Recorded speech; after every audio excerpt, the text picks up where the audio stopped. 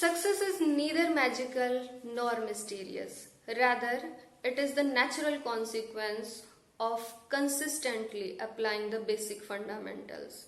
Hello everyone and welcome again. As we know that time plays a precious role in achieving success. So without wasting time, let's get started towards our today's topic, which is factorization. It is factorization of quadratic polynomials.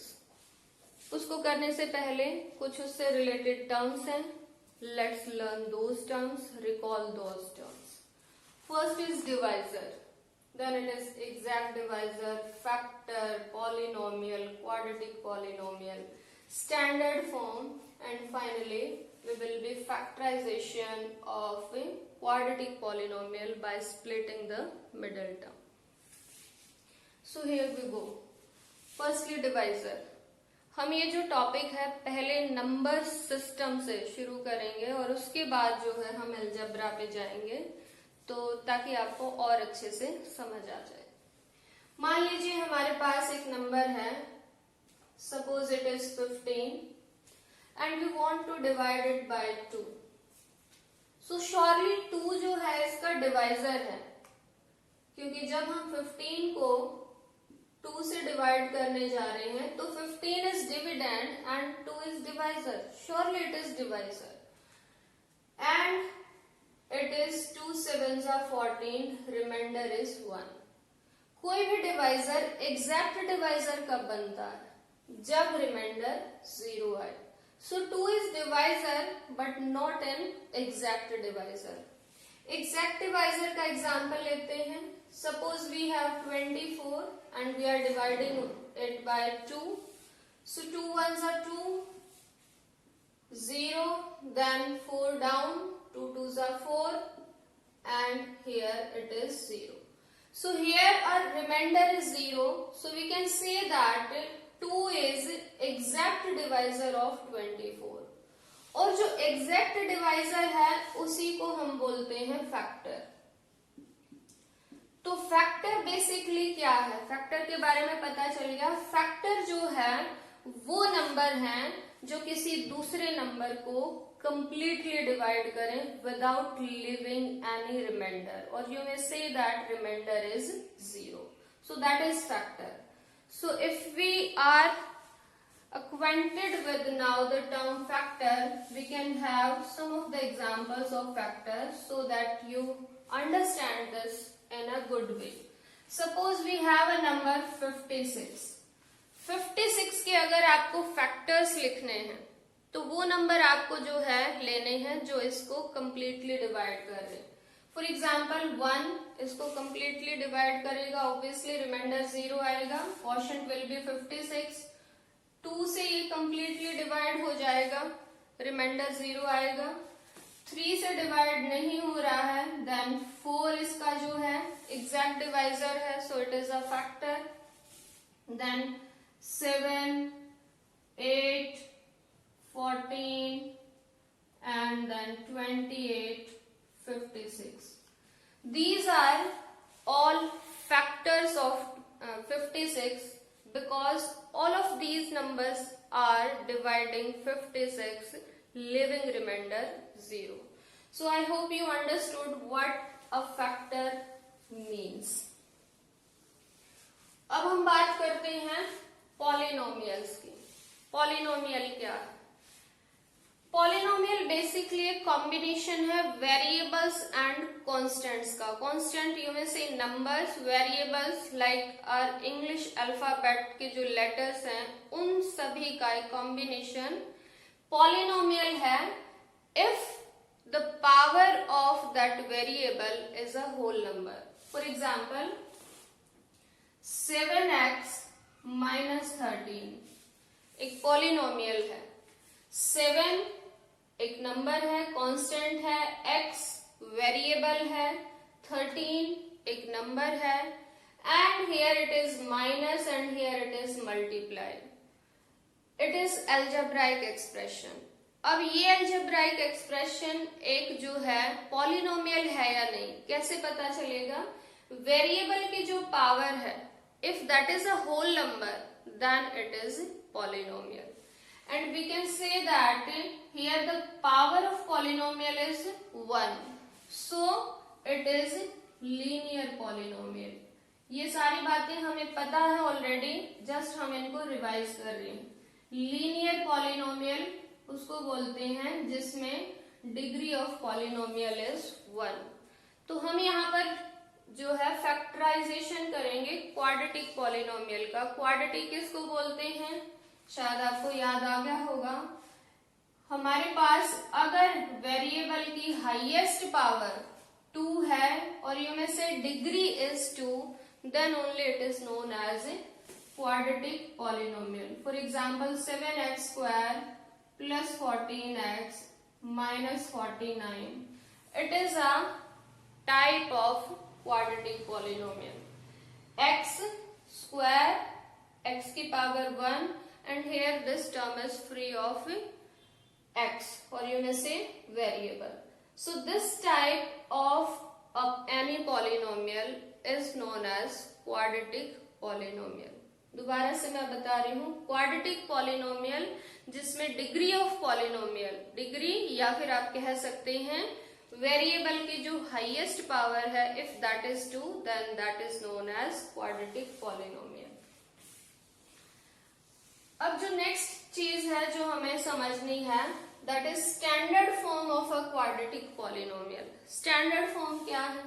सी, कई बार आपको confuse करने के लिए हम जो है terms को इस टाइप से भी लिख सकते हैं, 4x minus x square plus 14x, जैसे ये लिखती.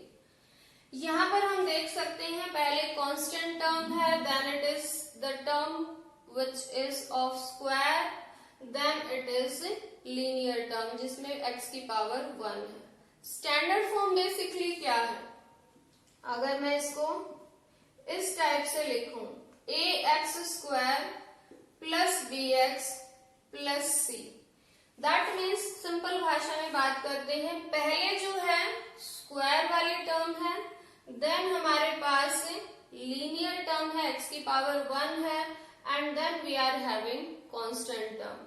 इसकी डेफिनेशन में यही है, और a is not equal to 0, where a, b and c all are real numbers. सारे के सारे ये real number हैं, and a is certainly not equal to 0, because if a will be 0 then this term will vanish, और ये जो है हमारे पास एक सिर्फ linear polynomial बच जाएगी. So surely a can't be equal to 0. So I was telling you how to write any polynomial in standard form. Standard form के लिए हम क्या करेंगे, सबसे पहले हम इन टर्म्स में से जो स्क्वायर वाली टर्म है उसको पहले लिखेंगे. So this is the term which is containing x square, so this will be at the first place minus x square. Then the second place will be occupied by the term which is containing x raise to power 1. So it is 14x. Please यहाँ पर आपको focus करना है science पे भी, यानी कि जिस टर्म के आगे जो भी साइन है आपको वही यूज करना है. So minus x square plus 14x, and the last place will be occupied bye constant term that is 4. So this will be the standard form of this quadratic polynomial. तो अगर हम इसको याद रखना चाहें तो सबसे पहले आएगा स्क्वायर वाली टर्म का नंबर, फिर आएगा हमारे पास जो x की पावर 1 है उसका प्लेस, और लास्ट में जो है वो होगी constant term. I hope you understood this thing. And now our final topic, हम जो है आगे हैं factorisation. Factorisation of a quadratic polynomial. ठीक है, तो अगर हमारे पास एक क्वाड्रेटिक पॉलिनोमियल है a x square plus b x plus c, यहाँ पर x की पावर 2 है. ठीक है, अगर इस पॉलिनोमियल को हम किसी इस तरह से लिखने में एबल हो जाएं, जैसे यहाँ पर कोई पॉलिनोमियल है, यहाँ कोई पॉलिनोमियल है, and this is the product of these two polynomials, then these two will be called factors. ठीक है, ये दोनों जो है इसके क्या कहलाएंगे? फैक्टर. जैसे अभी अभी हमने बात की थी नंबर्स के केसेस में भी, हम यहाँ पॉलिनोमियल के केस की भी बात कर लेते हैं. फॉर एग्जाम्पल हमारे पास है 4y स्क्वायर. 4y स्क्वायर है.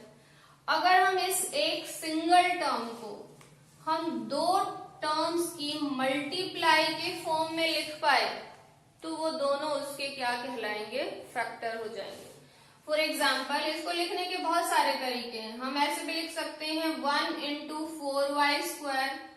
हम ऐसे भी लिख सकते हैं 4 इंटू वाई स्क्वायर. हम ऐसे भी लिख सकते हैं 2 into Y square.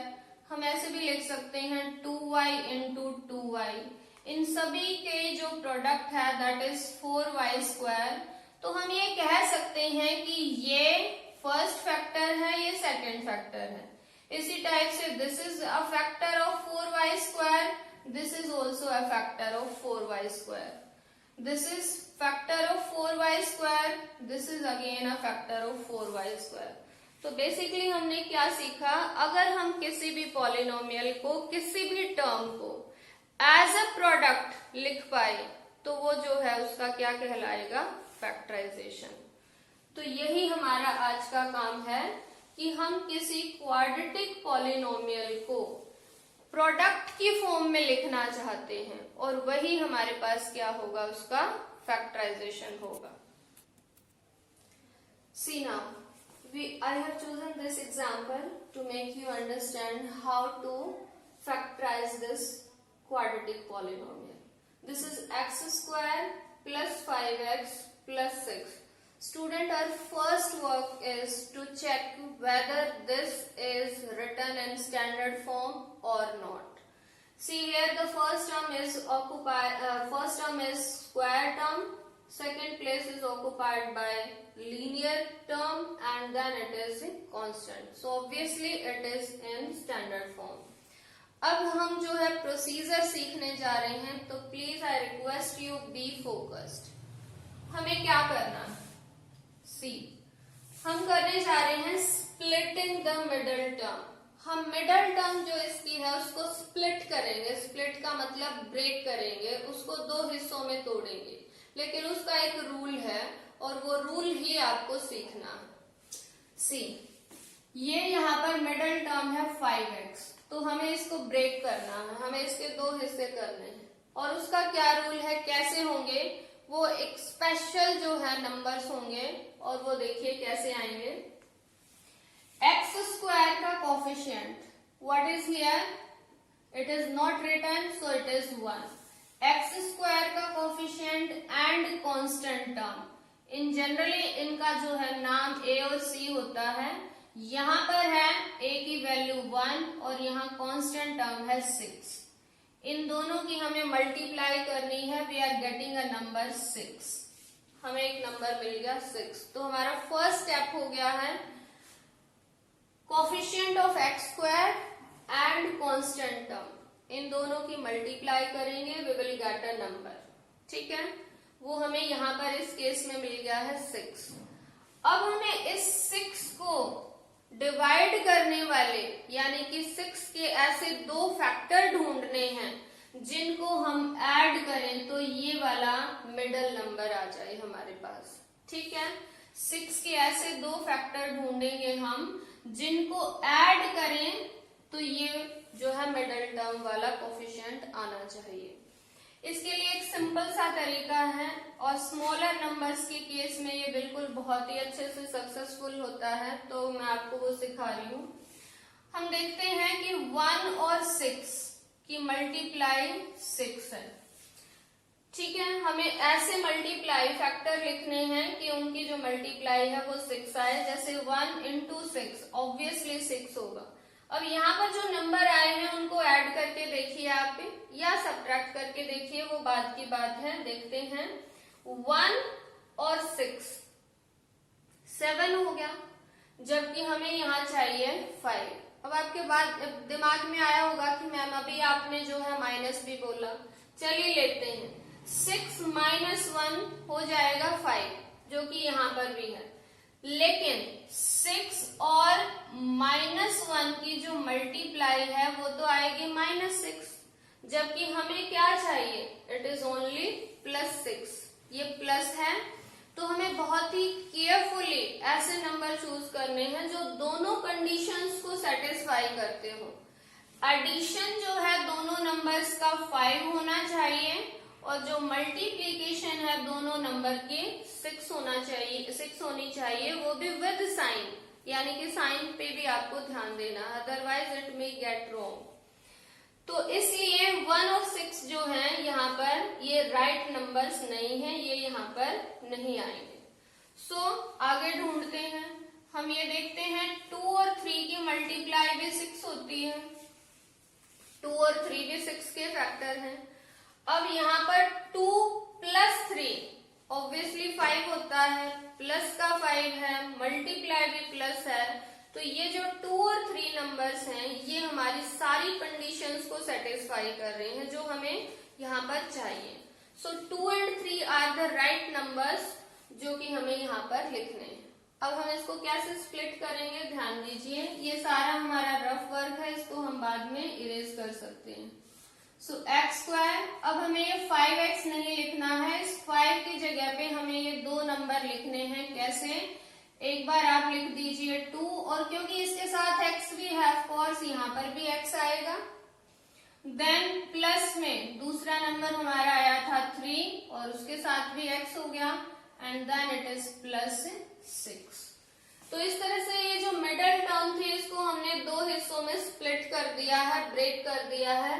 That is why the name of method is also by splitting the middle term. Middle term को स्प्लिट करते हुए हमें फैक्टर करने। इसके बाद वाला काम बहुत इजी है, यहाँ तक ही जो है मेन प्रॉब्लम होती है बच्चों को कि कैसे जो है हम राइट फैक्टर्स इसके ढूंढने। Now next step is from these two terms there will be always some common number. ठीक है, कोई ना कोई कॉमन फैक्टर इनका होगा ही होगा। जैसे यहाँ पर एक्स स्क्वायर है, एक्स स्क्वायर का मतलब है कि एक्स इज रिटन ट्वाइस, दो बार लिखा हुआ है, और यहाँ पर है 2x प्लस 2x, तो we can see that x is here in both the terms, तो दोनों में से कॉमन आ जाएगा। तो यहाँ से x लिया कॉमन, ब्रैकेट, क्योंकि सिर्फ इन दोनों टर्म्स में से लिया है कॉमन तो यहाँ पर ब्रैकेट आ जाएगी। यहाँ से एक x मैं कॉमन ले चुकी हूँ तो एक x यहाँ बच जाएगा। Then we are having this sign, please don't forget to put the sign, जो भी है वो यहाँ पर आपको पुट करना। x हम कॉमन ले चुके हैं, then we are left with the number 2। तो इस तरह से हमने पहली दो टर्म्स में से कॉमन ले लिया है, दैट इज x। इसी टाइप से हम जो लास्ट वाली दो टर्म है उनमें से भी कॉमन लेंगे। ठीक है, अगर कुछ कॉमन आता है इट्स वेरी गुड। अगर आपको कई बार ऐसा लगेगा कि यहाँ से तो कुछ भी कॉमन नहीं है, एक्चुअल में कॉमन लेने का मतलब होता है डिवाइड करना, और जिन नंबर्स का कोई भी कॉमन फैक्टर नहीं है, 1 तो सबको डिवाइड करता है, 1 is always the factor of every number, so 1 is always common from those two terms. But यहाँ पर हमें एग्जैक्टली दिखाई दे रहा है कि 3 जो है इन दोनों टर्म्स को डिवाइड कर रहा है, so 3 is common from here, but don't forget to put the sign.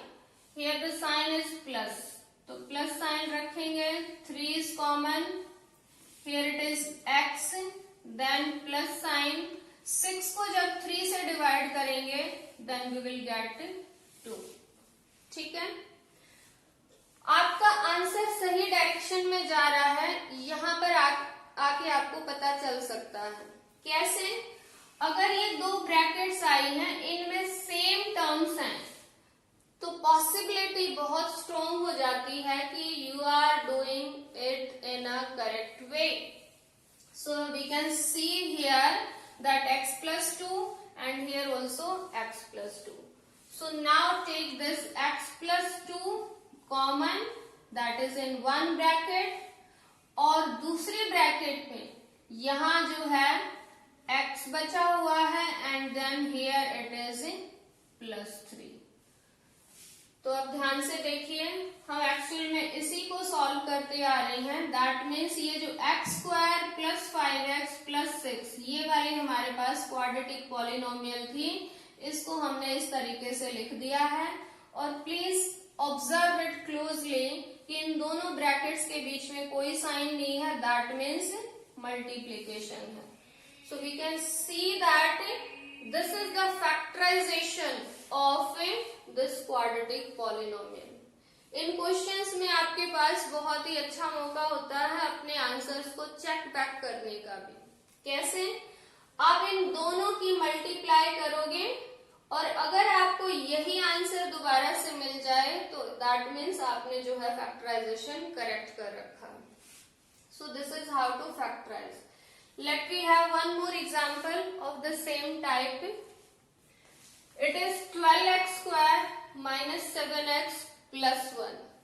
तो यहां अगर हम देखें x² का कोफिशिएंट 12 है, 12 लिया हमने, कांस्टेंट टर्म इज 1, इन दोनों की करनी है मल्टीप्लाई।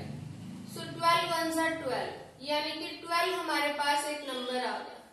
अब 12 के हमें ऐसे फैक्टर्स ढूंढने हैं जिनको ऐड करें तो -7 आए। Please notice here it is -7, ठीक है। तो 12 के ऐसे फैक्टर्स जिनको मल्टीप्लाई करें तो ऑब्वियसली 12 आए और ऐड करें तो -7 आए। अब ध्यान से सोचने वाली बात है कि अगर हम दो नंबर्स को मल्टीप्लाई कर रहे हैं तो प्लस का आंसर आ रहा है, और प्लस आंसर कब आता है? Only when both the numbers are either having positive sign or having negative sign। तो पॉजिटिव साइन क्यों नहीं हो सकता? क्योंकि उनको ऐड करने से -7 आया हुआ है। तो ऑब्वियसली एक चीज हमारे माइंड में सेट हो जानी चाहिए कि दोनों नंबर होंगे वो नेगेटिव होंगे, ठीक है। अब उसी तरीके से जो है हम 12 के फैक्टर करके देखते हैं। 12 1s are 12, 12 और 1 हो गए 13, नहीं बात बनी। माइनस करने से 11 आ रहा है, वो भी नहीं हो सकता। देन इट इज 6 2s भी 12 होते हैं, 6 + 2 8, जबकि हमें क्या चाहिए? 7 -7। देन इट इज 3 4s, ये भी तो 12 होते हैं, यानी 3 और 4 भी तो 12 के फैक्टर हैं। अब हम देख सकते हैं 3 4s are 12 और 3 और 4 7 होते हैं। सिंपली अब हमारे माइंड में ये आ गया कि हाँ 7 तो है, but both the numbers we should take negative. दोनों नंबर हमें नेगेटिव लेने हैं ताकि जब उनको ऐड करें, नेगेटिव दोनों नंबर को ऐड कर सकते हैं बट साइन जो है वो नेगेटिव ही आता है। और दो नेगेटिव नंबर्स की मल्टीप्लाई हमेशा पॉजिटिव होती है। तो इसका मतलब हमारे पास -3 एंड -4 वो जो दो करेक्ट नंबर चाहिए हमें वो मिल चुके हैं। I hope you guys are getting this. अब हमारे पास मिडिल टर्म है -7, इसको हम स्प्लिट करेंगे। Write the first term as it is, कोई चेंज नहीं। सेकेंड टर्म हमें जो है एज इट इज नहीं लिखनी, सेकेंड टर्म को स्प्लिट करना। सो दिस इज -3x -4x -7। इसको एक बार ऐड करके फिर से चेक कर लीजिए ताकि मिस्टेक ना हो। -3 और -7 दोनों सेम साइन है, ऐड हो जाएंगे, नेगेटिव है तो इसलिए इनका सम आ जाएगा -7। और -3 और -4 की मल्टीप्लाई करेंगे then we will get +12। That means these both are correct factors of 12। And last term as it is +1। Then next step, I hope you remember, we need to take common from these two terms and then from these two terms. From here numbers की अगर हम बात करें तो 3 और 12 और इन दोनों को डिवाइड कर रहा है number 3। Here it is x², here it is x. So x is dividing both the terms. So 3x is common from here. 3 से डिवाइड किया 12 को, कॉमन लेने का मतलब डिवाइड करना, तो that will be 4 and x, क्योंकि एक x हमने कॉमन ले लिया है, then it is minus sign, और यहाँ से 3 भी कॉमन जा चुका है, x भी कॉमन जा चुका है। यहाँ पर बहुत बच्चे मिस्टेक करते हैं कि जब दोनों ही टर्म कॉमन आ गई है तो यहाँ 0 आएगा। प्लीज, अभी मैंने आपको बताया कॉमन लेने का मतलब है डिवाइड करना। जब हम 3x को 3x से डिवाइड करेंगे तो आंसर 1 आता है, ना कि 0। तो इसका मतलब यहाँ पर बचेगा 1। अब इन दोनों टर्म्स में से कॉमन लेना है, लेकिन उससे पहले साइन को रख दीजिए। साइन वही आता है जो यहाँ पर है, विच इज माइनस 4x, यहाँ है 1, कुछ भी कॉमन नहीं है। अभी बताया था आपको कि कुछ भी कॉमन नहीं है, कॉमन का मतलब डिवाइड करने वाला कोई भी नहीं है, तो 1 तो डिवाइड करेगा ही करेगा। सो 1 इज कॉमन फ्रॉम हियर। तो 1 से डिवाइड करेंगे 4x को, of course it will give us 4x। अब यहाँ पर मिस्टेक होती है, ध्यान दीजिए, हमने माइनस कॉमन लिया है, तो माइनस से जब हम प्लस को डिवाइड करेंगे तो दैट विल बी चेंज्ड, यानी कि ये साइन हो जाएगा minus, and it is 1। Now see, these two brackets are having same terms, so obviously we are going in right direction. So 4x minus 1, 4x minus 1, now this is common, 4x minus 1, we have written this factor, one of the factor, and what is in the other bracket? The terms which are left over. So that is here 3x and here it is minus 1. So these are the factors of this 12x square minus 7x plus 1. हम इसको कैसे check back कर सकते हैं? There are 2 ways. एक तो मैंने factor बताया, तो दैट मीन्स कि ये जो दोनों हैं ये इस वाले पॉलिनोमियल को एग्जैक्टली डिवाइड करेंगे। एक तो है ये, अगर 8th क्लास में क्या डिवीजन जो है वो बाद में आता है, तो डिवीजन भी करके देख सकते हैं। दूसरा, इन दोनों की जो मल्टीप्लीकेशन है that will be this polynomial. So this is also one of the way to check back your answer. You can divide or you can multiply. Divide करेंगे, इससे डिवाइड करेंगे इसको तो आंसर ये आ जाएगा, इससे डिवाइड करेंगे इसको तो आंसर ये आ जाएगा, और इन दोनों की जो मल्टीप्लीकेशन है that will be 12x square minus 7x plus 1. Students, I am taking one more example to make you understand of this topic in a better way, so that you can do these questions very easily. Yes, now we have this third example. Example 3 I have taken 4x square plus x minus 18. Here we can see that the coefficient of x square is 4. आपको बस यही एक rule follow करना है, please ध्यान देना। x square का coefficient, ये रफ वर्क यहाँ कर लेते हैं, it is 4। Constant term is minus 18।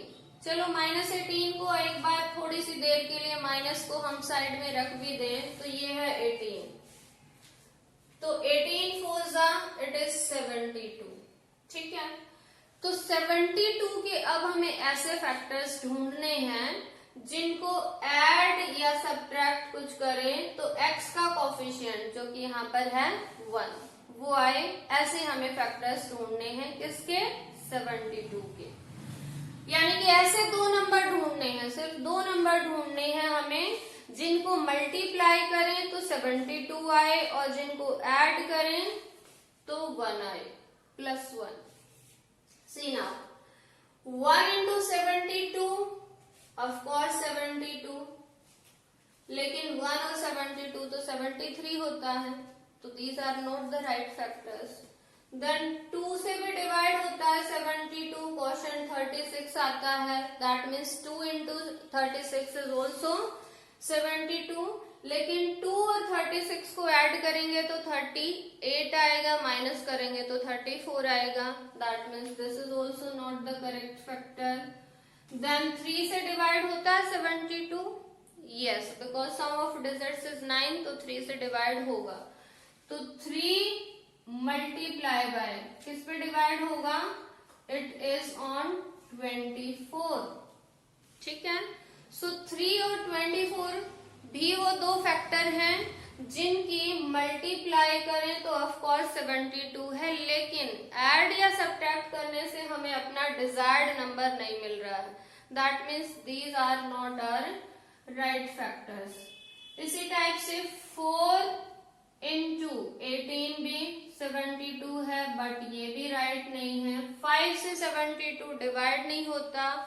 इसी टाइप से 6 12 ये भी 72 है, लेकिन 6 प्लस 12 18 है और 12 माइनस 6 आता है, तो ये भी नहीं। फाइनली हम पहुंचे 7 से ये डिवाइड नहीं होता।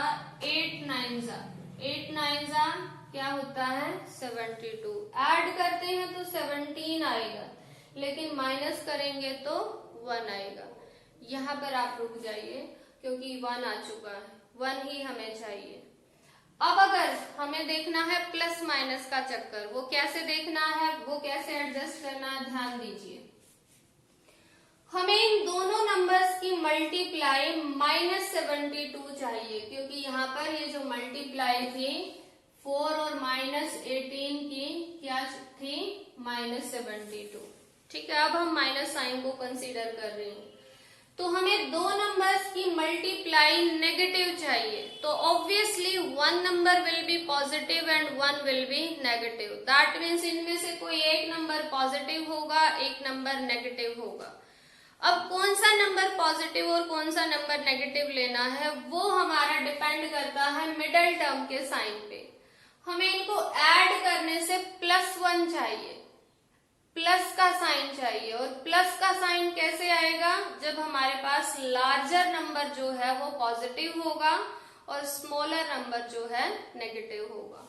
तो ऑब्वियसली अब हमें राइट फैक्टर्स मिल चुके हैं। देखिए 9 और -8 की मल्टीप्लाई ऑब्वियसली -72 आएगी, और 9 में अगर हम -8 ऐड करेंगे तो आ जाएगा 1।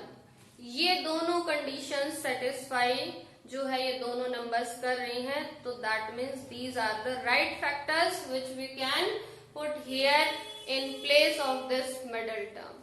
सो लेट्स सी हियर कि what it becomes now. 4x² first term कुछ नहीं करना है, right that as it is.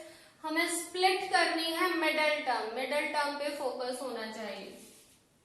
तो यहाँ पर +9x एंड -8x, इस 1x के प्लेस पे हमने ये दोनों रख दी। Then it is -18। कई बार स्टूडेंट्स की क्वेरी होती है कि मैम अगर हम ये जो है इनका ऑर्डर चेंज कर दें, यानी -8x पहले लिखें +9x बाद में लिखें, तो क्या होगा? Answer will not change. इससे कोई फर्क नहीं पड़ता कि आप पहले कौन सी टर्म लिख रहे हो, बाद में कौन सी टर्म लिख रहे हो, इससे कोई फर्क नहीं पड़ता। अब देखिए यहाँ से हमें कॉमन लेना है। नंबर्स में से तो कुछ कॉमन है नहीं, 1 है, 1 लिखने की कोई खास जरूरत नहीं है। यहाँ पर x is common, so in the bracket we are left with 4 into x, then plus x common जा चुका है, we are left with 9 bracket close. ठीक है, then we are having a negative sign, mark that sign, and now we are taking common from these two terms. What is common? x तो है नहीं, क्योंकि x तो सिर्फ यहाँ है, यहाँ नहीं है, तो नंबर ही कोई ना कोई कॉमन होगा। देखिए 2 जो है वो इन दोनों को डिवाइड कर रहा है, सो श्योरली 2 इज कॉमन। 2 से डिवाइड करेंगे इसको, 4x आएगा। यहाँ पे आके प्लीज ध्यान देना, साइन में मिस्टेक नहीं करनी है। हमने माइनस साइन कॉमन लिया है, तो इसलिए ये माइनस माइनस क्या हो जाएगा, प्लस। साइन चेंज कर दीजिए। एक बात छोटी सी ध्यान रख लीजिए, अगर यहाँ पर प्लस का साइन है तो जो अंदर साइन है वो चेंज नहीं होंगे, और अगर यहाँ माइनस साइन है तो ये जो साइन है inside this bracket that will change. Plus है तो माइनस हो जाएगा, माइनस है तो प्लस हो जाएगा। अब 2 से इसको डिवाइड करेंगे, will get 9. I hope you are getting this. Now see, these two brackets are having same terms, so write these in a single bracket and the leftover terms in the another bracket. It is x minus 2. So this is factorization of this 4x square plus x minus 18. I hope you guys understood this in a better way. Now I am taking one little example of any quadratic polynomial which is not having these integers. Integer नहीं है, वो जो है कि fraction आ गई है हमारे पास, fraction यानी कि रेशनल नंबर आ गया है. तो उस टाइप के क्वेश्चंस को कैसे सॉल्व करेंगे, let us see that. Yes students, see now this example. x square plus 2/3x plus 1/9. यहाँ पर हम देख सकते हैं कि जो x का कोफिशिएंट है और यहाँ कांस्टेंट टर्म है, वो जो है सिंपल इंटीजर्स नहीं है, दीज आर रेशनल नंबर्स.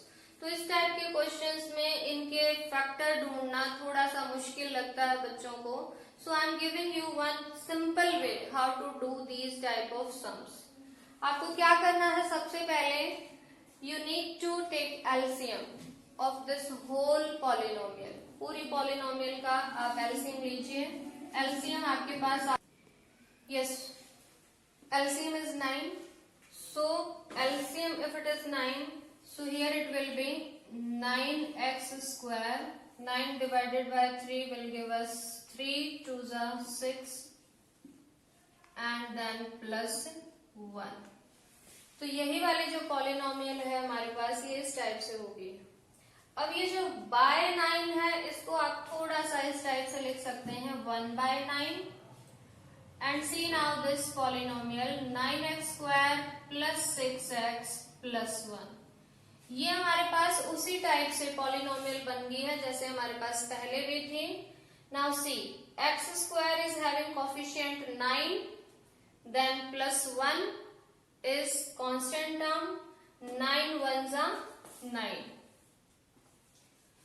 और इसके फैक्टर ऐसे चाहिए जिनको ऐड करें तो 6 आए. तो 9 के जो है 4 ही फैक्टर हैं. 9 ones are 9 और 3 threes are 9, rather 3. तो हम यहाँ देख सकते हैं 9 plus 1 तो 10 हो जाएगा, जो हमें चाहिए नहीं, हमें चाहिए 6. तो आई थिंक आपको पता चल गया है हमारे पास वो दो फैक्टर हैं. 3 threes are 9. तो 6 को स्प्लिट कर देंगे, दो हिस्सों में कर देंगे. In place of 6 we will write 3 plus 3. So write this 1/9 here and split the middle term. First term as it is 9x square plus in place of this 6x what we are going to write 3x and then plus 3x. हमने यहाँ पर इस वाले example में plus minus का कोई बहुत ज्यादा डिस्कस नहीं किया. क्यों? क्योंकि कहीं माइनस साइन है ही नहीं, तो उसको डिस्कस करने का फायदा क्या है. Then it is plus 1. What is the next step? हम इन फर्स्ट 2 टर्म्स में से कॉमन लेंगे और नेक्स्ट 2 टर्म्स में से कॉमन लेंगे. Let me right that here. Yes, write this 1/9 again. From these first 2 terms, what is common? 3x. Good. 3x. Then 3 divided by this 9.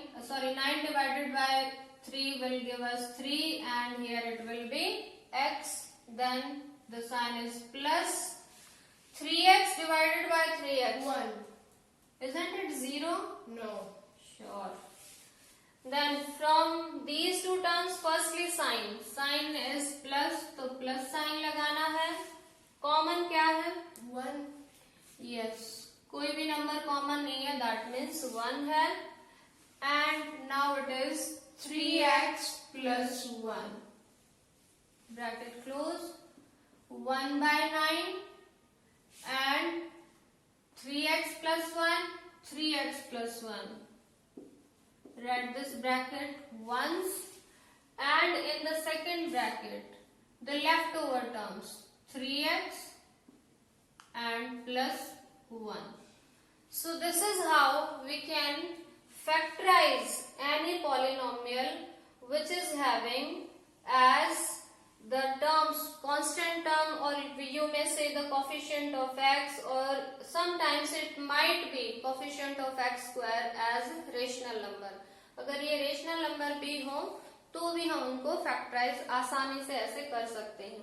आप पहले उसका एलसीएम लीजिए और जो एलसीएम है उसको साइड में इस तरह से 1 बाय आगे हम लिख सकते हैं, और फिर हमारे पास वो सिंपल जो है एक ऐसी पॉलिनोमियल बन जाएगी जिसमें जो कोफिशिएंट्स हैं या फिर कांस्टेंट टर्म है वो इंटीजर्स हैं, और उसके आगे हम सेम प्रोसीजर अपना वही वाला अप्लाई कर सकते हैं.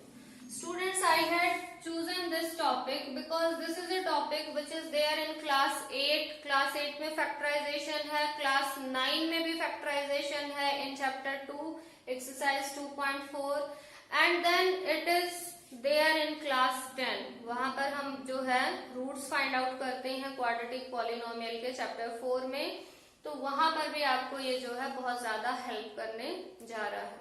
So I hope you guys understood this topic very well and will do good in this topic basically. So hoping for the best. We'll meet again. Stay connected.